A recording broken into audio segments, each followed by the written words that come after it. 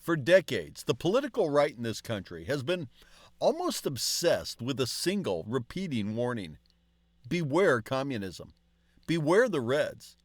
Beware ideology seeping in from the left. Beware foreigners trying to take over our system.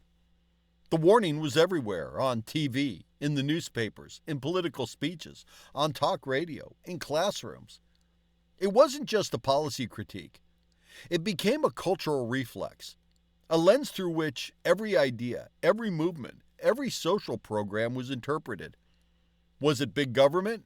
Red. Was it a union gaining power? Red. Was it a healthcare proposal? Definitely red. And the more extreme the rhetoric, the more the fear multiplied. Now, here's the question I want you to really sit with for a moment. While all that energy, all that alarm, all that national focus was trained on an imagined enemy outside our borders, what was happening right here under our noses? What if I told you that the real threat, the threat that could and in some ways already is, reshaping our institutions and the rules of our democracy, was growing inside the very ranks that claimed to be defending freedom? That while we were busy looking left, something was quietly, steadily, and boldly moving to the right. Today I want to unpack this. I want to dig into the ways in which this fixation on red communism, this cultural obsession with an external threat, helped blind so many of us to a far more immediate danger: authoritarianism and fascist-leaning forces embedded within the political right itself. And when I say embedded, I don't mean some fringe group hidden in the shadows. I mean trends, patterns, and behaviors that are becoming normalized. Power grabs, attacks on independent institutions, the cultivation of fear, the glorification of strongmen. These things can reshape an entire nation quietly, while they're looking elsewhere. So take a deep breath, clear your mind of old assumptions for just a moment, and let's explore how the story we thought we understood, the story of communism versus freedom, was only half the picture. The other half, the one that might actually matter more than anyone wanted to admit, has been growing right in front of us. Let's rewind for a minute. Imagine the world in the decades following World War II. The Cold War was heating up. The Soviet Union was a looming superpower, and communism, red ideology, was cast as the ultimate evil. Not just a political system, not just a foreign policy challenge, but an existential threat to everything Americans believed about freedom, prosperity, and morality. On the political right, this fear was like a reflex. Social programs? Socialist. Labor unions? Red. Civil rights activism? Possibly influenced by communist ideology. Even science and education could be suspect if they were thought to lean too far to the left. And the warnings were constant, everywhere. Propaganda on TV, warning pamphlets in schools, congressional hearings, films, novels, you name it. Every cultural outlet became part of the fear machine, pumping out the same message. Beware the Reds. They're coming for your family, your country, your very way of life. The energy devoted to this was enormous. It wasn't just politicians or pundits. Whole communities, whole networks of educators, clergy, journalists, and ordinary citizens participated in the crusade against the communist threat. And it worked. It shaped our policies, our voting patterns, and even the conversations we had around the dinner table. But here's the kicker. The actual numbers of Communist Party takeovers or successful attempts to seize power in Western democracies? Tiny, near zero. The Soviet Union might have dominated Eastern Europe, but in countries like the United States, the United Kingdom, or Canada, the threat of a Stalin-style, Soviet-style takeover had basically disappeared decades ago. Democracies survived. Elections continued. Institutions held strong. Yet the rhetorical firepower, the political energy, the cultural paranoia, it didn't go away. If anything, it intensified. Generations after the real threat had faded. Policies were blocked, movements vilified. Even basic programs designed to improve healthcare, education, or social welfare were cast as communist plots. And now fast forward to today. Think about that for a second. All that time, all that effort, all that fear, and while the right was busy shouting, "Red, red, red," at every new initiative, the actual threat wasn't coming from that direction at all. The danger wasn't some specter from the left lurking in classrooms or city halls. It wasn't outside the borders plotting in secret. The real threat, the one that's quietly reshaping political norms and institutions, was creeping in from the other side, right under our noses, in plain sight, growing stronger, while we were too busy looking left to notice it. Here's the pivot, the moment that changes how we need to look at the story. The real danger didn't knock on the door from the left. It didn't sneak in under the cover of communism. No, the real danger, authoritarianism, fascist-leaning politics, marched right in from the right. And it didn't come quietly. It crept into institutions, rhetoric, and even the minds of ordinary citizens while everyone's attention was focused elsewhere. Take this, for example. A recent report from the International Institute for Democracy and Electoral Assistance, IDEA, warns that the United States is showing clear signs of democratic backsliding. This isn't hyperbole. The report explicitly compares the U.S. to countries like Hungary, Poland, and Turkey, nations that scholars identify as exhibiting serious authoritarian tendencies. The warning is stark. Institutions that were once reliable checks on power are weakening. The norms that govern fair elections, judicial independence, and the impartiality of civil servants are under pressure. And it's not just the U.S. Across Europe, leaders are taking note. The European Union has rolled out what it calls the European Democracy Shield, a package of safeguards designed to protect democratic space against interference, corruption, and authoritarian creep. This initiative acknowledges a harsh truth. Even historically liberal democracies are not immune. And threats don't always come from the outside. They can rise from within. And yet, think about it. How often did these developments make it into the mainstream discussions about the right? How often did pundits or commentators sound the alarm when democratic institutions themselves were under siege? Even as the left was being accused of plotting some shadowy takeover. The answer is obvious. Not nearly enough. So what does this creeping authoritarianism actually look like in practice? Let's break it down. Leaders are accumulating power. More decisions bypass independent institutions. Executives operate with fewer checks, and norms are bent to suit political goals. The media is under pressure. Independent reporting is targeted, ridiculed, or delegitimized, making it harder for citizens to separate truth from political messaging. Judicial independence has eroded, or been eliminated. Courts that should act as neutral arbiters are politicized, appointments are rushed, and decisions can be manipulated to favor those in power. Social polarization is exploding. Public discourse becomes weaponized. Neighbors, communities, even family members are turned against each other along ideological lines, reducing the space for compromise and dialogue. How many of your family members do you not talk to anymore because they're MAGA or they're not? Majorities are becoming comfortable with violence or radical change. Surveys show that a significant portion of populations are increasingly willing to accept undemocratic measures to achieve political ends. These are not signs of socialism taking over or some distant communist plot. They are the classic hallmarks of fascist or authoritarian drift. They show up not with loud propaganda about foreign ideology. They show up subtly, institution by institution, in the erosion of norms we once assumed were permanent. The danger is real, and it's happening right now, not somewhere in some ideological fantasy of the left. And if we keep focusing our attention on ghosts while ignoring what is developing in plain sight, we are setting ourselves up for a very real historical reckoning. So why did so many on the right miss this, or worse, actively ignore it, while keeping the red fear front and center of the national conversation? There are a few intertwined reasons, and each one helps explain the blind spot that we're still living with today. First, fear is mobilizing.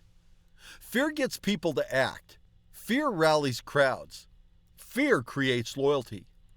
There's nothing quite like a clearly defined enemy to focus attention and spark outrage. And who could be clearer than the communist threat? Communists are coming. 3 words, simple, immediate.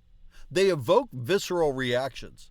Protect your family, protect your country, protect your way of life. It's easy to rally people around fear of an external enemy because fear demands attention, it demands action, it demands urgency. Second, external threats feel safer. It's far easier, far more comforting to blame an ideological other, someone out there, over there, a foreign force trying to undermine us, than to examine what's happening inside your own ranks, inside your own institutions, inside your own political movements. Looking inward is uncomfortable. It forces hard questions. Are we enabling undemocratic behavior ourselves? Are we normalizing behaviors we would have once called dangerous?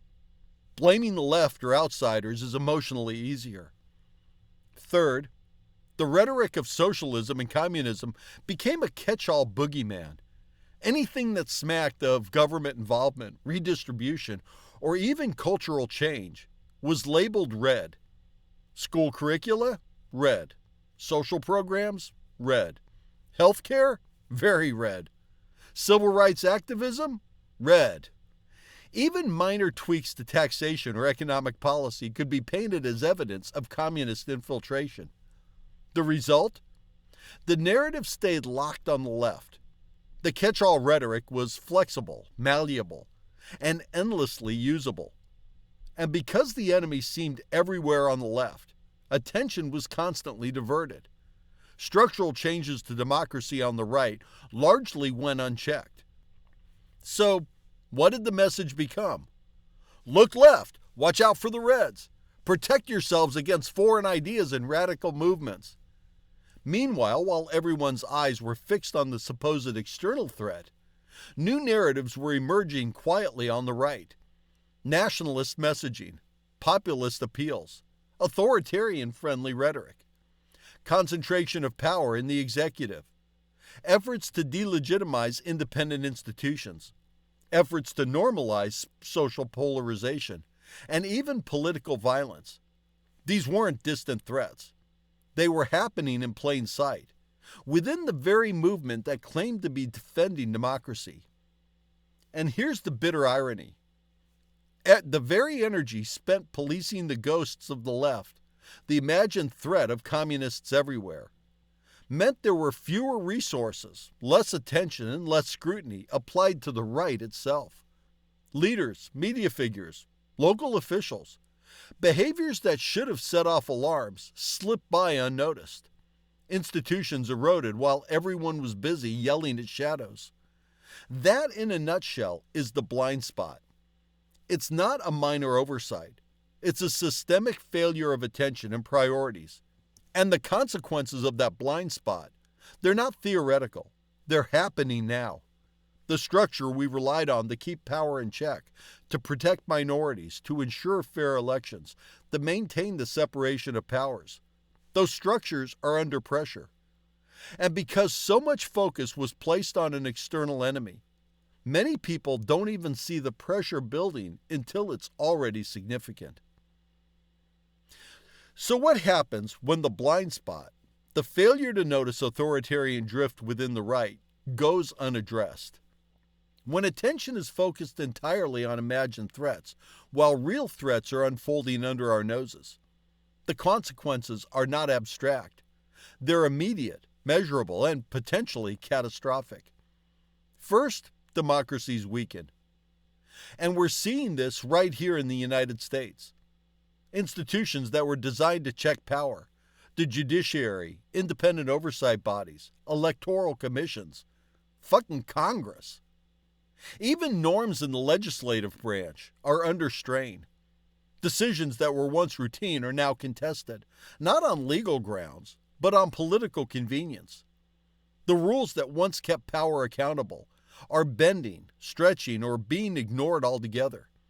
The mechanisms that protect against abuse are being tested and sometimes failing. Second, across Europe, the situation is equally concerning. Countries that scholars now label as dismantlers are guilty of serious rule of law violations.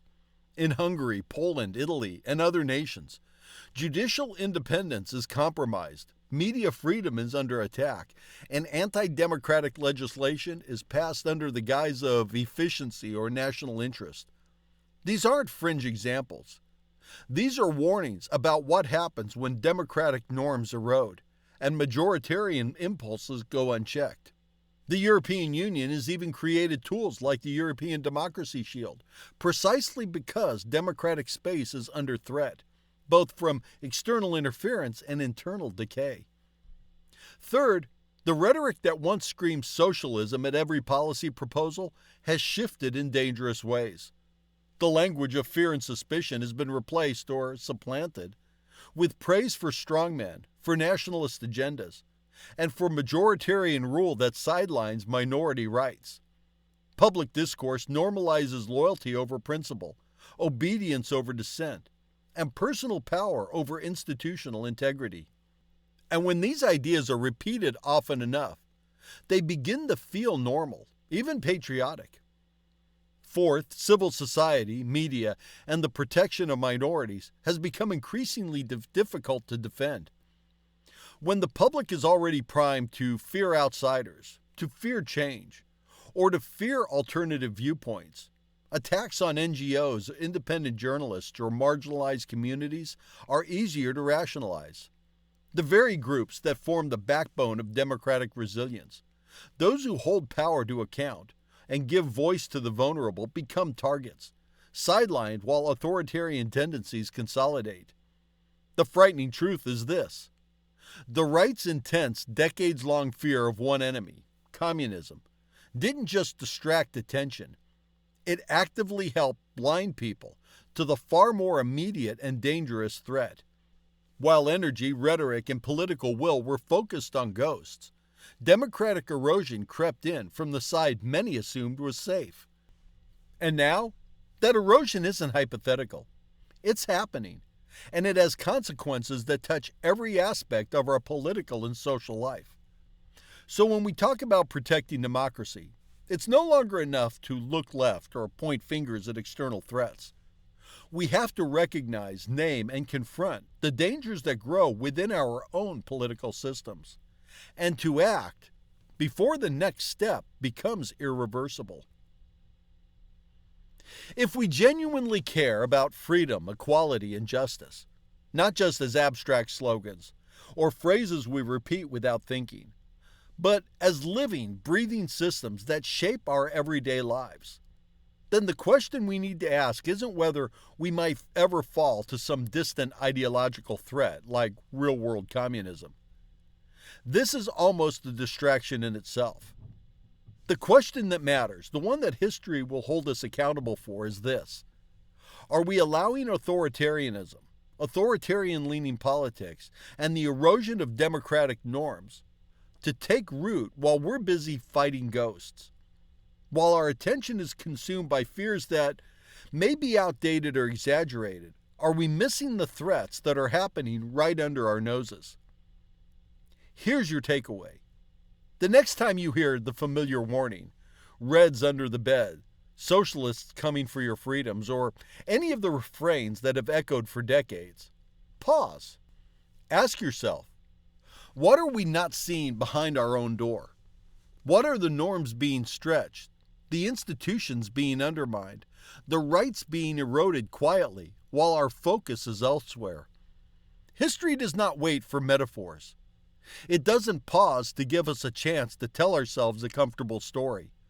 Change happens whether we notice it or not, while we're distracted, while we're divided, while we're convinced that the real danger is somewhere else. And make no mistake, When democratic norms are undermined, the consequences are real, immediate, and lasting. So let's stop being distracted. Let's sharpen our focus. Let's pay attention to the full picture, not just the part that fits a familiar narrative. Let's commit to protecting democracy, not in theory, but in action, with every tool we have, with every voice we can raise, and by supporting the institutions, communities, and principles that keep power accountable. Thank you for watching. I hope you found this useful. Share it, like it, subscribe. Help these ideas reach people who need to hear them, and most importantly, let's keep the conversation going. What signs of authoritarian drift do you see in your communities, in your country, or even online? What's being normalized that shouldn't be? I'd love to hear your thoughts in the comments, because democracy isn't a spectator sport. It requires vigilance, attention, and engagement from all of us. Let's stay alert. Let's stay informed. And let's protect the systems that make freedom, equality, and justice possible for ourselves and for generations to come.